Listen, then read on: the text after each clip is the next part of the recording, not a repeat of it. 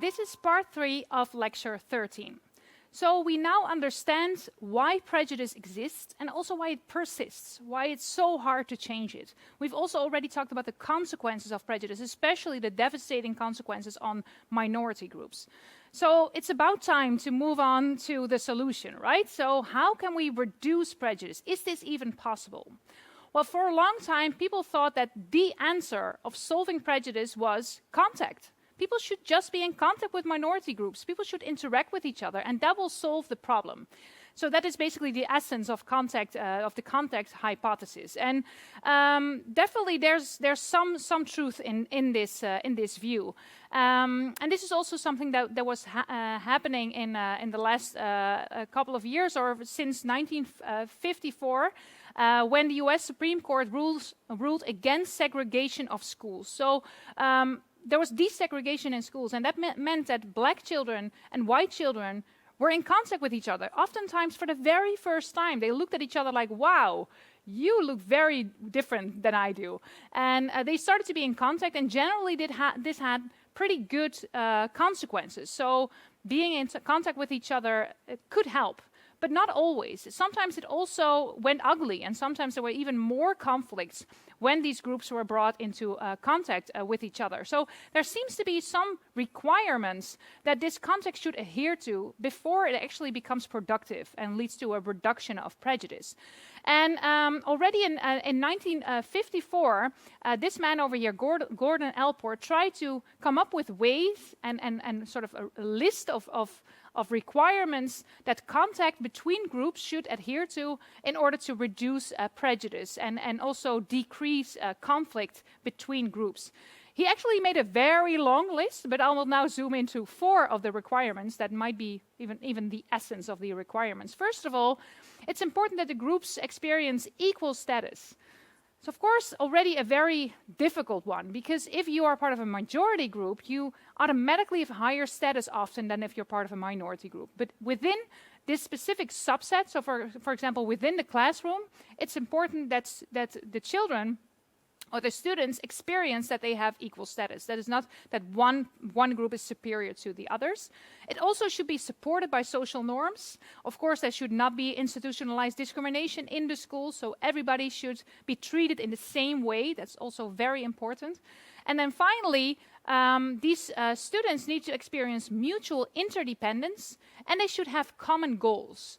And these two requirements are really important in understanding how prejudice can be reduced. So mutual interdependence basically means that these groups should be, the children in the group or the people in the group should be able to rely on each other. Also rely on each other in order to get good outcomes. And working towards a common goal together is also very helpful in order to fade away the different parts of the group. So these optimal conditions were actually studied in one of the most well-known studies on intergroup conflict and harmony. It's the Robbers Cave experiment conducted by Sharif in 1961. And I absolutely love this experiment, so let me walk you through it. And in the end, I will tell you why I love it so much. This experiment was done in the United States with boys, 22 boys from a similar background, and they were invited for a camp. And this was an actual camp setting, so just like a normal camp that you might also have been part of in your life. And the first part of the camp, all the boys could interact with each other freely. So they were just one group, doing campy stuff, like what you do in camps, right? Then the second part of the experiment, they were divided into 2 different groups. And they could name themselves. So there was just a random division between the different boys into 2 groups. And one group called themselves the Rattlers, and the other group called themselves the Eagles. And they started to compete with each other. Like normal things, normal competition that you could also see on a camp. So, for example, rope pulling or playing other sports against each other. They also could win trophies and prizes. One of the prizes was actually knives, which is a very silly prize, if you ask me, to give to young boys that are in competition. So, the idea here was to create intergroup conflict. That was actually the intention of Sharif. Well, this was very, very effective. So yes, there was competition, and it was very nasty. So things got ugly really fast. They beat each other up. They stole things from each other's stands. So yes, competition was there, but that's not where this experiment ended. And that's maybe why I love it so much, because all these old experiments are pretty nasty, right? All the outcomes have been very bad, but not for this experiment, because Sharif actually tried to create harmony again. And he tried to do so in different ways. First of all, he tried to bring the groups together again. And he said, well, no, you're now no longer rattlers and eagles, you can just play together again. That didn't work. You know, they were still fighting. That was not a success. But then he implemented one of the optimal conditions that was created by Elport earlier, and he gave them a common goal. And he actually gave them a whole list of different goals that they had to achieve. For example, they had to fix a truck that both groups relied on in order to get the gear for their camp. So they both were mutually dependent on each other in order to fix this truck. They also couldn't do that with one group. They really needed all the boys to work together to get this truck working again. And so they had a whole bunch of different common goals that they had to work on together. So did this work? Yes, it worked. So at the end of the experiment, all these boys were friends again, and they actually drove home in this truck all together, one big happy group of friends. So it's a good outcome. It's a happy ending for an old psychology experiment. It's a miracle. So yes, this seems to work really well. And in the following years to come, this idea of the optimal conditions has been implemented in many different ways. For example, in the jigsaw classroom, which is actually a sort of a methodology that can be used in school classes, in which groups of children are placed together. And these groups, it's very important that there's a lot of diversity within the group. So very small, desegregated groups. And in these small groups, the children are dependent on each other to learn the course material and also to perform well. So they really had to depend on each other for school performance. And they had to work together very well. They had to cooperate. And doing so really reduced prejudice. It promoted integration and also increased empathy from these children towards each other. So it's a very efficient way of dealing with discrimination and prejudice in the classroom. And one of the key things that happens in the jigsaw classroom is that empathy is increased. And empathy is just such a core, an essential element of reducing prejudice. It's just trying to see yourself in the shoes of the other person and being empathic. And if we do so, we already saw also in lecture 11, then we are more helpful towards that group. We're less judgmental. We don't engage in a fundamental attribution error so much. So we recognize that there are situational pressures going on. So empathy is key. And one other way of increasing empathy might also be to get a sense for majority group people what it's like to experience discrimination yourself. This was at least the idea of Jane Elliott. You see her here. She is not a psychologist, not even a researcher. She's just a primary school teacher, teaching 3rd grade. So that means children of about 8 or 9 years old. And she did so in a very rural area in Iowa, where there's basically only white kids living there. And she wanted to discuss the issues of discrimination and racism. And she wanted to do so because this was right after the murder of civil rights leader Martin Luther King.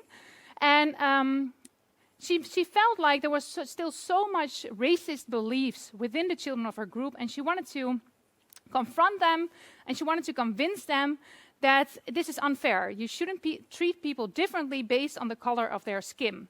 And she conducted an experiment. It's an experiment she really came up with herself. It's called the Blue Eyes, Brown Eyes experiment. And it's an anti-racism experiment with these young children in which they themselves got to experience discrimination and also the devastating effects on your psychological well-being and also your school performance. And I will show you a short video clip, and I think it's just such a brilliant way of, decreasing racism and discrimination in young children. Please take a look. This is a special week. Does anybody know what it is? National Brotherhood. National Brotherhood Week. What's brotherhood? Treat everyone as though he was your brother. And is there anyone in this United States that we do not treat as our brothers? Yes. Who? The The black people. Who else? Indians. Absolutely, the Indians. Many places in the United States. How are black people treated? How are Indians treated? How are people who are of a different color than we are treated? They don't get anything in this world. Why is that? Because they're different color. You think you know how that would feel to be judged by the color of your skin? I don't. Do you think you do? No, I don't think you would know how that felt unless you had been through it, would you? It might be interesting to judge people today by the color of their eyes. Would you like to try this? Yeah! Sounds like fun, doesn't it? Since I'm the teacher and I have blue eyes, I think maybe the blue-eyed people should be on top the first day. I mean, the blue-eyed people are the better people in this room. Oh, yes, they are. Yeah. Blue-eyed people are smarter than brown-eyed people. This is a fact. The brown-eyed people do not get to use the drinking fountain. You'll have to use the paper cups. You brown-eyed people are not to play with the blue-eyed people on the playground. Well, the brown-eyed people in this room today are going to wear collars so that we can tell from a distance what color your eyes are. Ready, Laurie? Brown-eyed. She's a brown-eyed. You'll begin to notice today that we spend a great deal of time waiting for brown-eyed people. I don't see the yardstick, do you? It's coming over there. Hey, Mr. You better keep that on your desk. Look, the brown-eyed people get out of hand. Oh, you think if the brown-eyed people get out of hand, that would be the thing to use? Who goes first to lunch? Blue-eyed. The blue-eyed people. Blue-eyed people may go back for seconds. Brown-eyed people do not. Brown-eyed. Don't you know?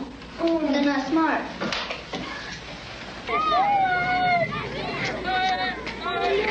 And it seemed like when we were down on the bottom, everything bad was happening to us. The way they treated you, you felt like you didn't even want to try to do anything. It seemed like Mrs. Elliott was taking our best friends away from us. What happened at recess? Were two of you boys fighting? Russell called me names and I hit him in the gut. What did he call you? Brown eyes. They always call us that. Yeah, they keep calling us brown eyes. What's wrong with being called brown-eyed? It means that we're stupider. I watched what had been marvelous, cooperative, wonderful, thoughtful children turn into nasty, vicious, discriminating little third graders in a space of 15 minutes. Yesterday, I told you that brown-eyed people aren't as good as blue-eyed people. That wasn't true. I lied to you yesterday. The truth is that brown-eyed people are better than blue-eyed people. Russell, where are your glasses? I forgot them.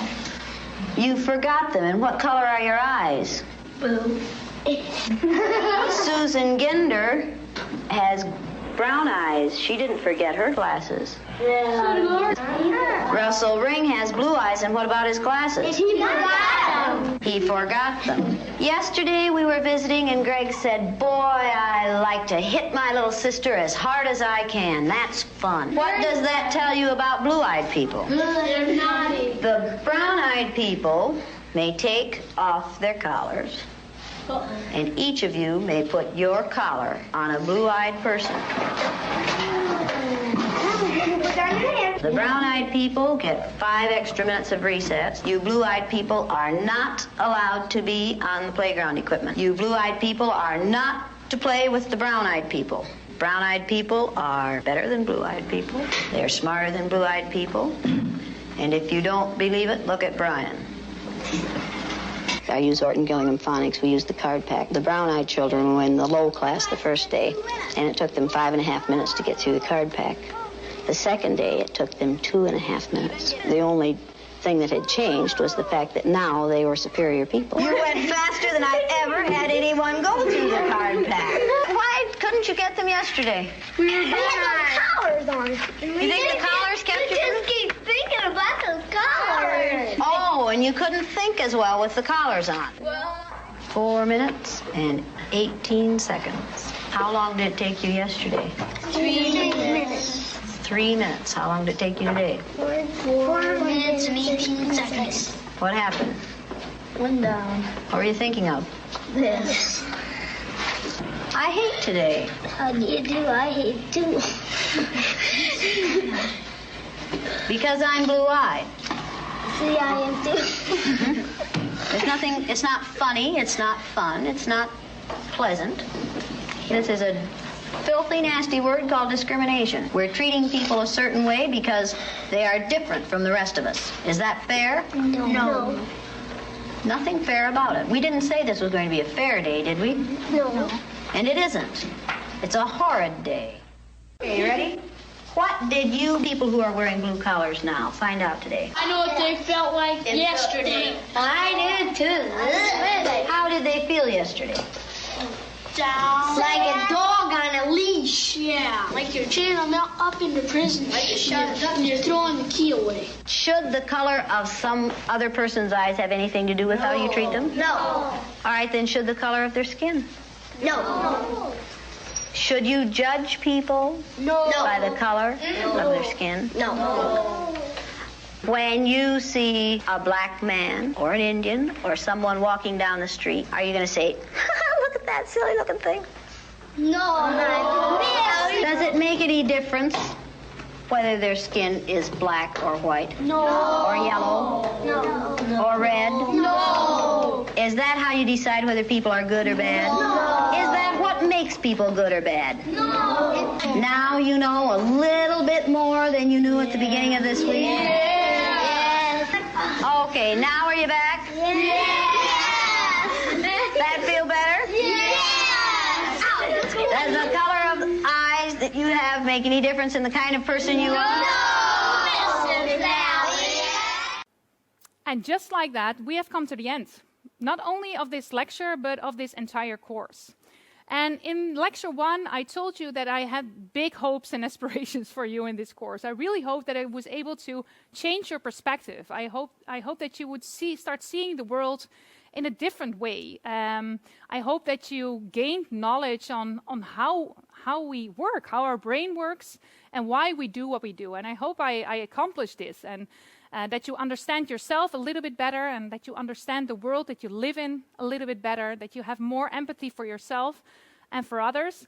I had so much fun sharing all this knowledge with you, and I just want to thank you so much for being here with me.